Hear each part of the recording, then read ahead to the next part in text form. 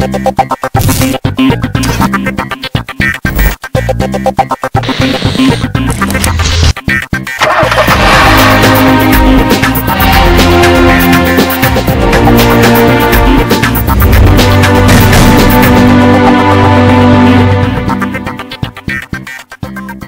and welcome to a brand new episode of CNB Bazaar Buzz.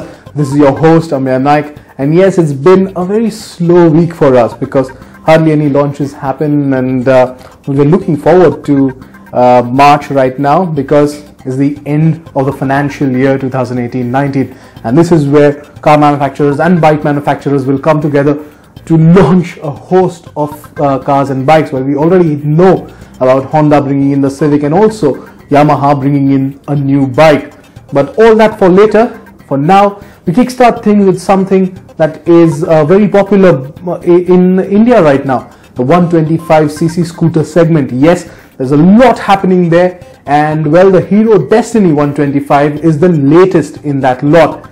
So Kingshuk Datta got a chance to ride it, and we have the review for you. Check it out.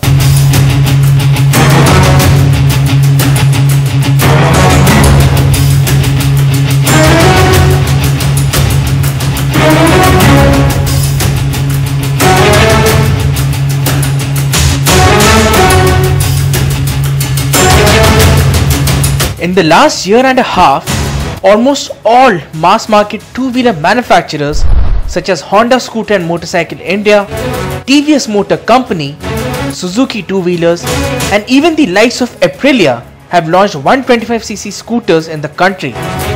The average scooter buyer today is looking for that extra oomph in terms of power and looks which the 125cc models offer, rather than the typically staid design of the 110cc scooters, which are all about practicality. The Hero Destini 125 is the first ever 125cc scooter from Hero, but does it have what it takes to be a significant player in the burgeoning 125cc scooter segment in India? Let's find out.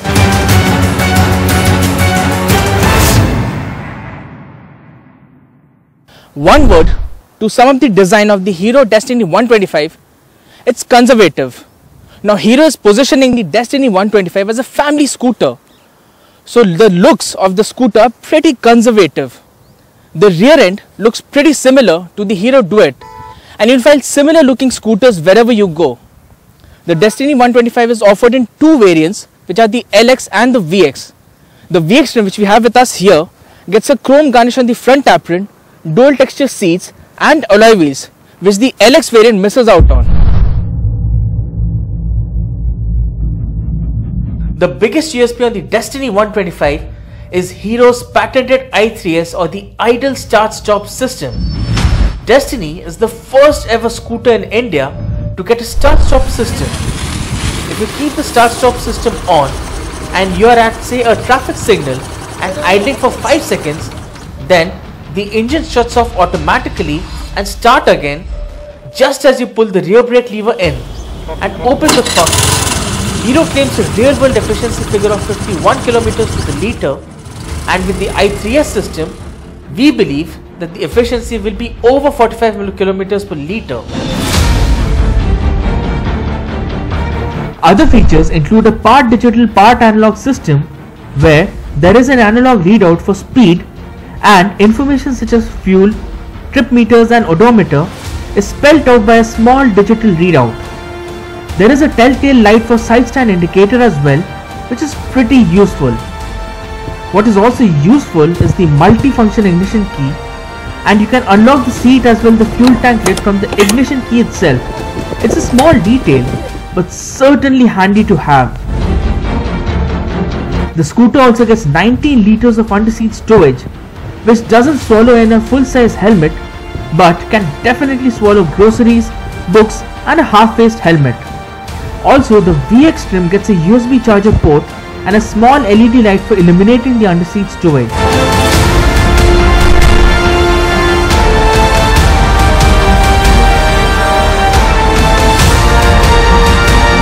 The Destini 125 uses a 125cc single-cylinder engine which is air-cooled and makes 8.7 bhp at 6750 rpm, and 10.2 Newton meters of peak torque at 5000 rpm.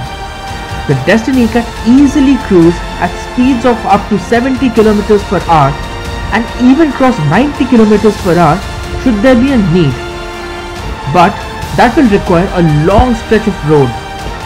The refinement is spot on, although once you cross 70 km per hour, there is a slight hint of vibration.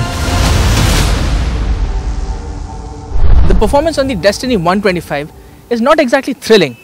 Also, the throttle response is slightly dull and the ride quality is slightly bouncier than we would have liked.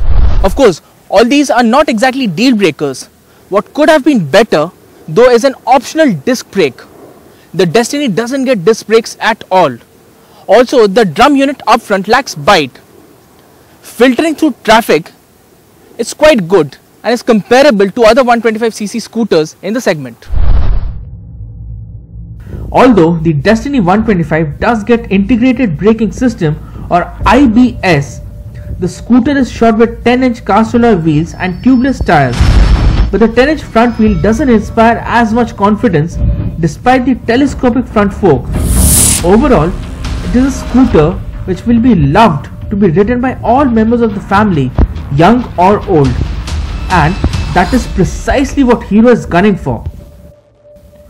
The Hero Destini 125 is the first ever 125cc scooter from Hero, and while it may not be edgy and stylish, it has mass appeal, which is what Hero is looking for.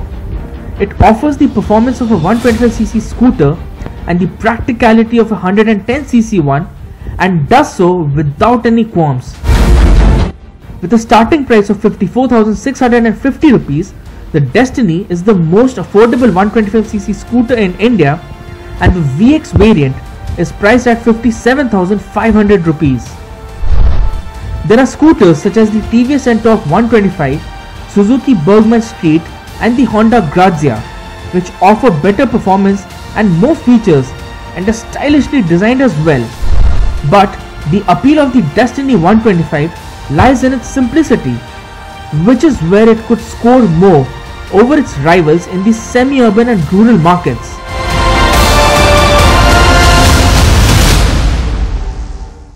A really fabulous bike then, but still 125cc, the entire category needs a lot of features, and that's what the Destini has, but it has strong rivals, and that's where you try and connect the dots and see which one would you rather prefer. But let's get into a break right now, and on the other side, well, it's all about nostalgia. Stay tuned.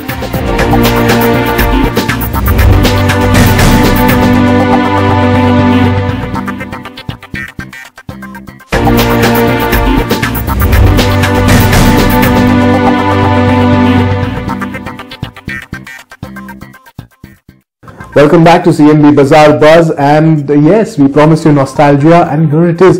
It is nostalgia indeed. Well, it's time to turn back time and move to an era where beautiful cars were made and they still look extremely elegant. Here's a look at the 6th edition of the Cartier Concours.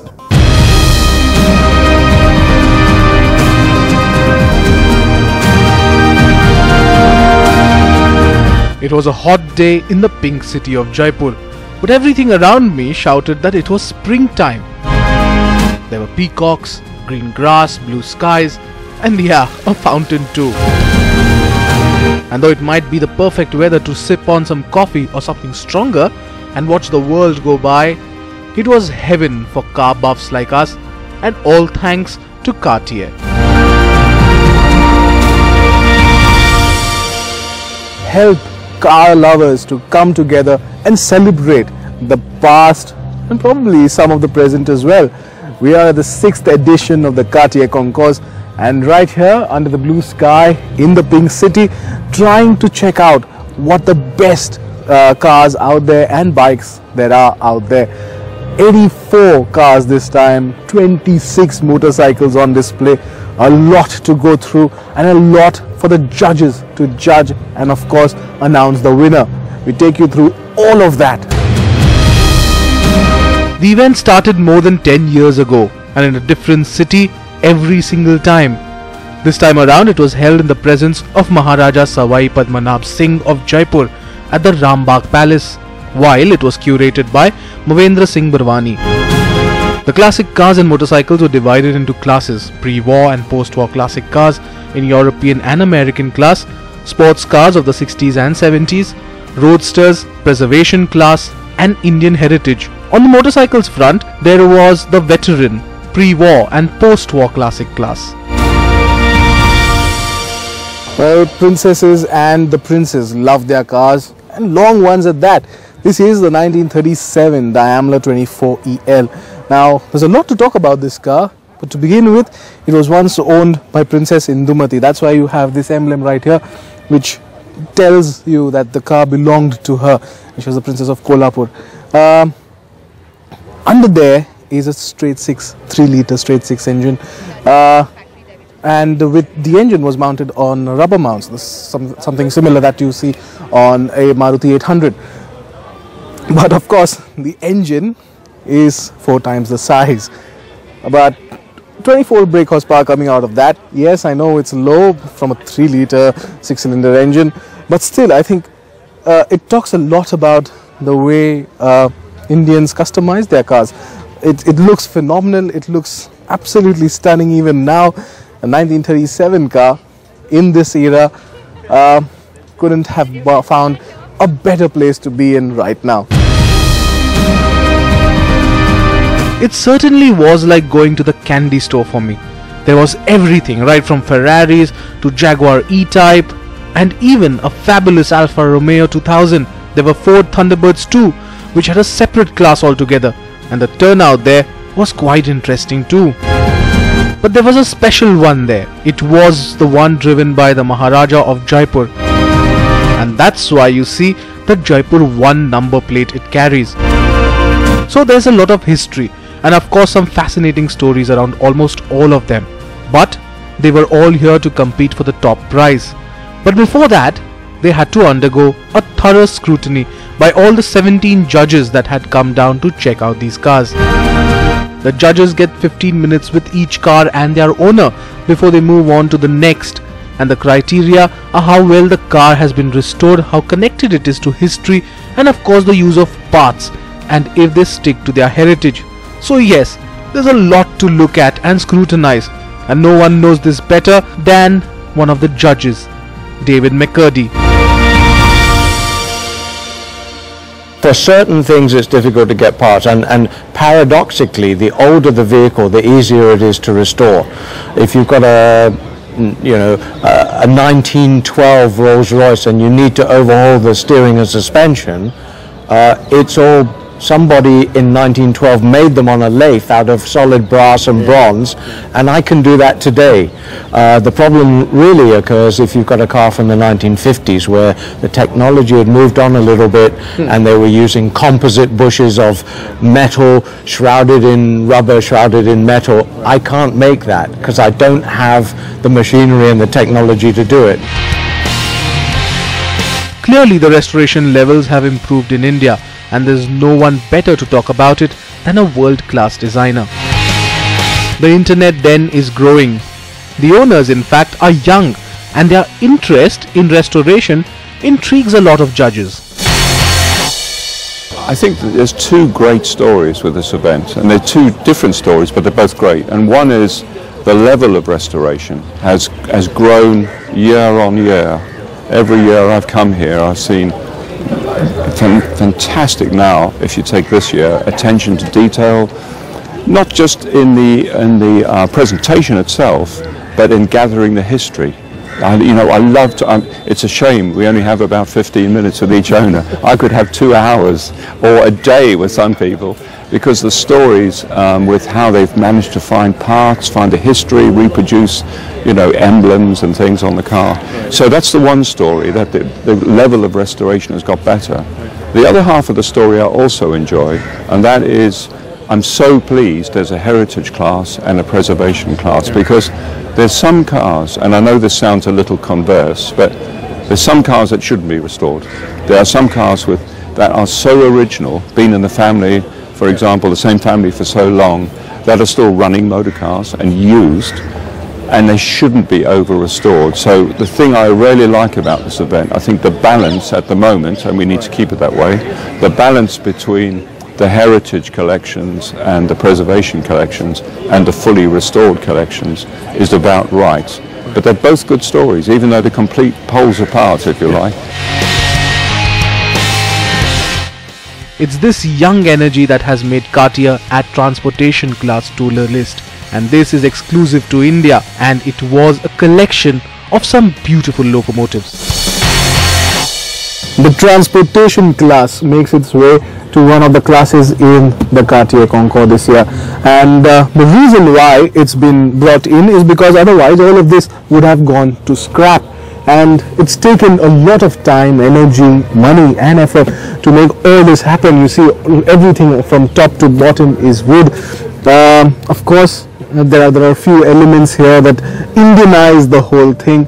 A lot of seating for people, everything from the light to even the bell right behind there works absolutely well, and that's why this is the Chevrolet. This was made in 1931, and well, you really can't ask anything more, right? Can you? So a lot that's here. It's all as per period, and it's absolutely gorgeous. Let's move on to the next one to check out, because it's called the first beer truck. Very interesting. Well, as you can see here, this is the first beer truck in India, and it's again a Chevrolet as well, and you can see the marquee here, Dyer Meakin Breweries Limited, and even all the barrels that were used, and this is basically transportation of beer to the army, to the British Army. All these barrels came down from places like Shimla and Nainital and were then transported to the British Army. Well, excellently done, and you really wonder if this class wasn't there, you really wouldn't have such wonderful things coming out of it. The fact that India has so many classic cars just goes to show the rich heritage we have for them. Of course, most of them were bought by the Maharajas, who obviously customized them. What value do these cars hold in international markets then? Because the rarer the car, the more expensive it is, right? In the classic car world, rarity adds value. Rarity is not the only thing that adds value. Something can be too rare. If it's so rare that you have to explain to your friends what it is, that's not good. It needs to have recognition and rarity. You want your friends to say, "Ah, that's fantastic," but you don't want all of your friends to say, "Oh yes, I've got one of those in the garage as well." In the modern world, customization is much more difficult than it used to be for a variety of reasons. There's legislation that doesn't allow you to change too many components on a car because it's been homologated one way, therefore you can't change from that too much. You've got to keep the basic architecture of a car. The other thing, which is as important, or if not more important, is the cost of doing it. In the days when these cars were built, labor was cheap. Now, in most places where cars are built these days, and India is perhaps the exception, the labor is incredibly expensive. So the days of highly customized cars in Europe and America have long gone. That disappeared in the late 1960s, in the era when labor suddenly became much more expensive. There was a lot of political and social upheaval in the late 1960s, and that happens to coincide with the era, with the disappearance of customization. The Maharajas and Nizams and other rulers of India in the first half of the 20th century were amongst the wealthiest people in the world. They commissioned their jewels from Cartier, their cars from Rolls-Royce, they commissioned some of the most lavish dresses. The females of the Indian court of the era, some of the greatest beauties of their day.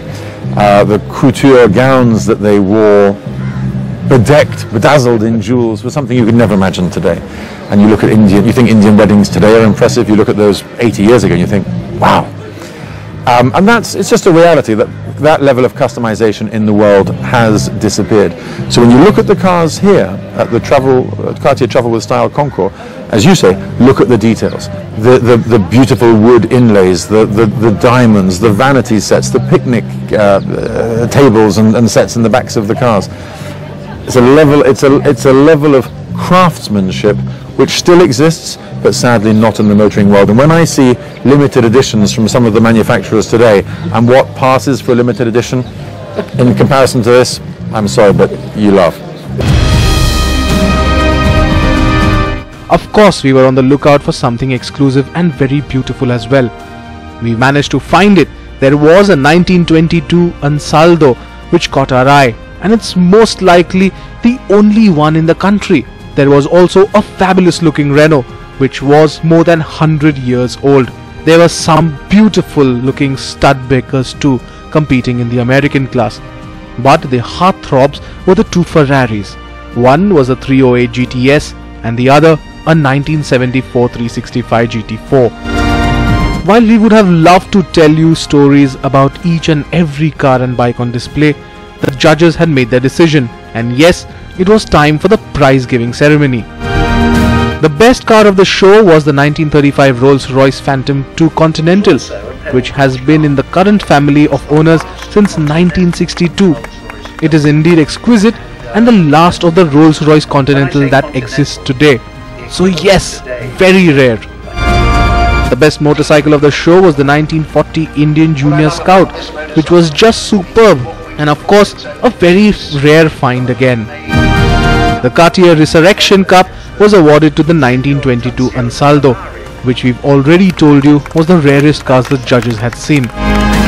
The Best in Class Preservation Award went to the 1947 Chevrolet Fleetmaster, while the Best in Class Thunderbird was awarded to the 1961 Ford Thunderbird. As the crowd cheered for the winners, the celebration was only getting started. But even we know that there is little time to rest, as we'll soon have the next edition of the Cartier Travel with Style Concours in India, and we hope to see a lot more rare species crop out of various garages from across the country.